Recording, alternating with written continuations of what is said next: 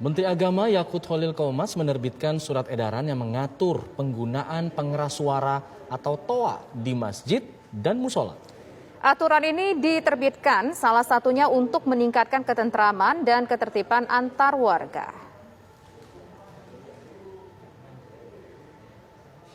Pemirsa, Menteri Agama Republik Indonesia Yakut Khalil Qomas menerbitkan aturan yang mengatur penggunaan pengeras suara ataupun TOA di masjid dan musola. Aturan ini dikeluarkan untuk meningkatkan ketertiban dan juga keharmonisan antar warga. Menurut Menteri Agama, penggunaan pengeras suara atau TOA ini menjadi kebutuhan untuk syiar Islam sebagai media syiar Islam di masyarakat. Namun di saat yang bersamaan, ini masyarakat Indonesia terdiri dari latar belakang yang beragam ataupun berbeda-beda, baik dari agama maupun keyakinan. Lantas, apa dasar diterbitkannya aturan ini dan juga bagaimana nanti penerapan serta pengawasannya?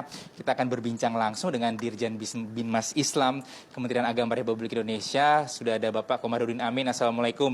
Selamat sore Bapak, apa kabar Pak? Waalaikumsalam warahmatullahi wabarakatuh. Baik, alhamdulillah sehat. Ya, baik. Pak Dirjen, kita tahu sebelumnya aturan mengenai TOA masjid ataupun pengeras suara untuk di masjid dan musola ini pernah ada sebelumnya, tapi setingkat Dirjen ya Pak. Kemudian ini diatur berdasarkan peraturan Menteri. Dasarnya sebenarnya apa Pak? Adakah laporan-laporan yang kembali masuk pada Kementerian Agama Republik Indonesia? Ya, pertama seperti tadi yang Anda sampaikan sendiri bahwa memang sebelumnya sudah ada edaran Dirjen Binmas Islam tahun 78 ya.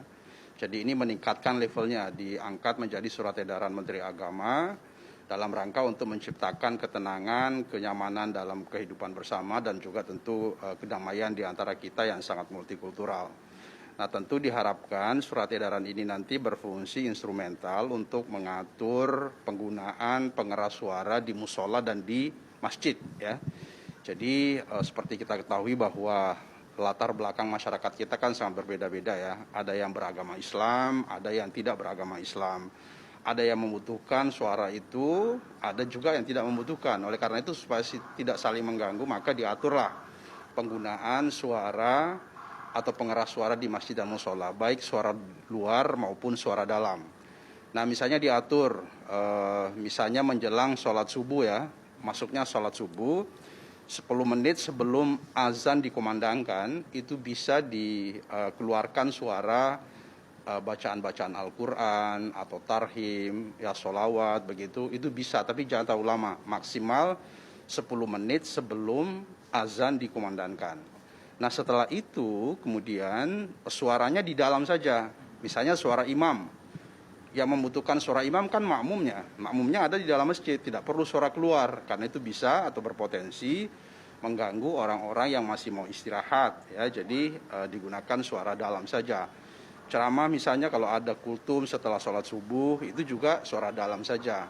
Ada ceramah-ceramah, ada pengajian-pengajian, silakan, tetapi menggunakan suara dalam. Tidak usah menggunakan suara luar, karena itu berpotensi menimbulkan ketidaknyamanan bagi mereka yang tidak membutuhkannya. Apalagi mereka yang mau beristirahat, terutama di kota-kota besar misalnya yang tentu memiliki ritme aktivitas yang sangat berbeda-beda. Nah, misalnya sholat duhur, sholat asar, sholat maghrib, sholat isya juga boleh mengeluarkan suara menggunakan pengeras suara, tapi maksimal 5 menit sebelum azan. Ya, jadi sebelum azan ada pengajian, ya, ada suara pengajian Al-Quran atau ada sholawat, itu boleh silakan, tapi maksimal 5 menit sebelum azan. Dan setelah itu, kemudian setelah azan, kalau ada pengajian, ada diskusi atau apapun, yaitu suara dalam saja supaya yang lain tidak terganggu. Nah, juga diatur bahwa yang misalnya yang melaksanakan azan atau suara yang akan keluar itu supaya